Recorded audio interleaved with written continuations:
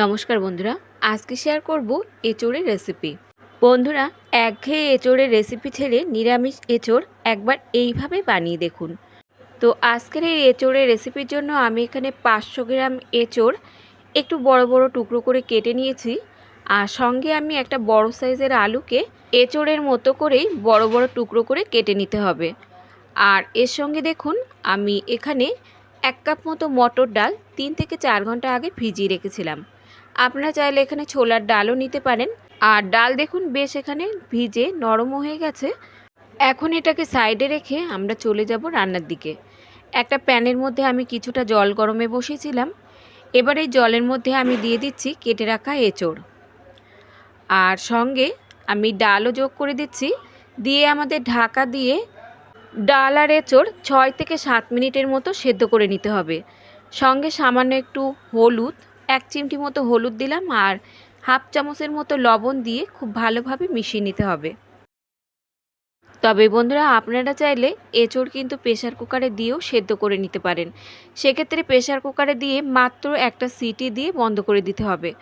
এখন 7 মিনিট পর ঢাকনাটা তুলে নিচ্ছি। আর ডাল একটু আমি চেপে আপনাদের দেখিয়ে দিচ্ছি। দেখুন ডালটা কিন্তু বেশ এখানে নরম হয়ে গেছে।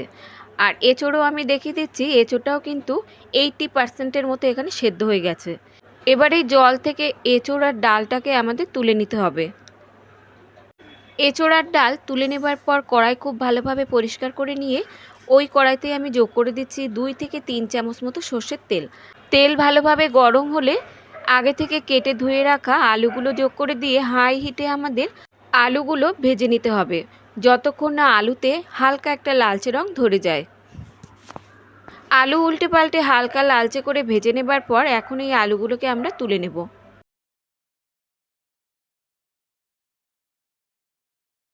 আলু তুলে নেবার পর এবার এই তেলের মধ্যে ফোড়নে দিয়ে দিচ্ছি একটা শুকনো লঙ্কা, তেজপাতা, আর হাফ চামচ মতো জিরে আর গোটা গরম মশলা, 2টো এলাচ, 2টো লবঙ্গ আর 2 টুকরো দারচিনি। এবার এই ফোড়ন আমাদের কিছুক্ষণ ভেজে নিতে হবে। ফোড়ন ভাজতে ভাজতে যখন দেখবেন ফোড়ন থেকে মিষ্টি একটা সুগন্ধ বেরোচ্ছে, তখন এর মধ্যে যোগ করে দিতে হবে 1 চামচ মতো আদা বাটা। আর এরই সঙ্গে যোগ করে দিচ্ছি আমি 4টে কাঁচা লঙ্কা বাটা। ঝাল আপনারা যে যেমন খাবেন তেমন এখানে যোগ করে নেবেন।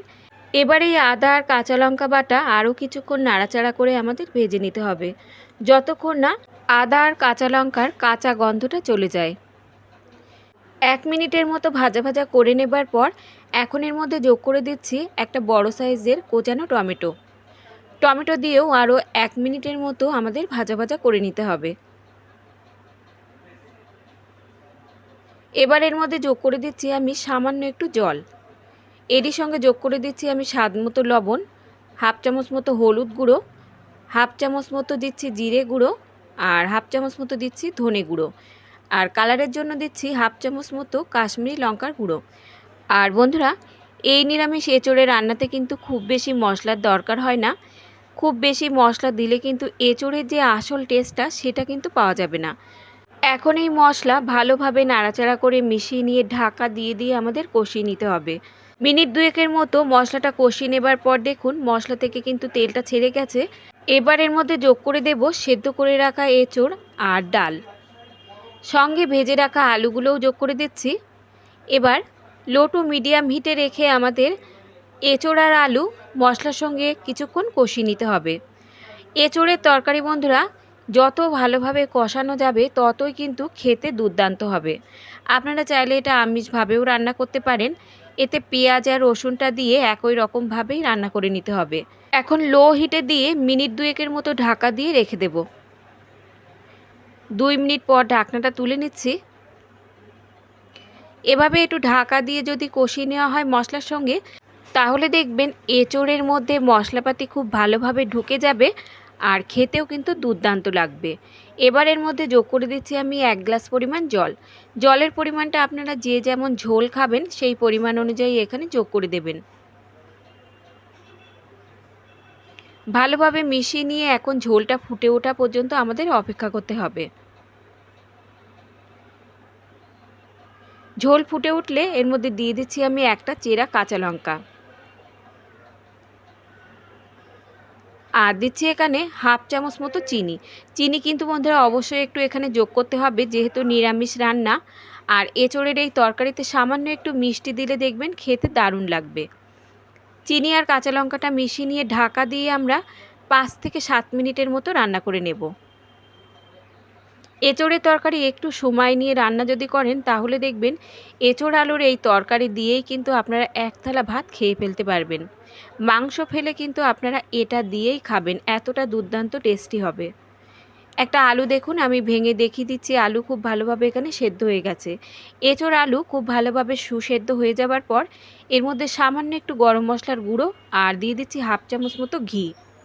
ঘি আর গরম মশলার গুঁড়োটা মিশিয়ে নিয়ে কিছুক্ষণ স্ট্যান্ডিং টাইমে রেখে দেবো, তারপর সার্ভ করে নেব। একঘেয়ে এঁচোড়ের রেসিপি না বানিয়ে একবার এইভাবে বানিয়ে দেখতে পারেন। গরম গরম ভাত রুটির সঙ্গে খেতে কিন্তু দুর্দান্ত লাগবে। এবার কিছুক্ষণ ঢাকা দিয়ে রেখে দেব যাতে ঘি গরম মশলার গন্ধটা রেসিপির মধ্যে খুব ভালোভাবে মিশে যায়।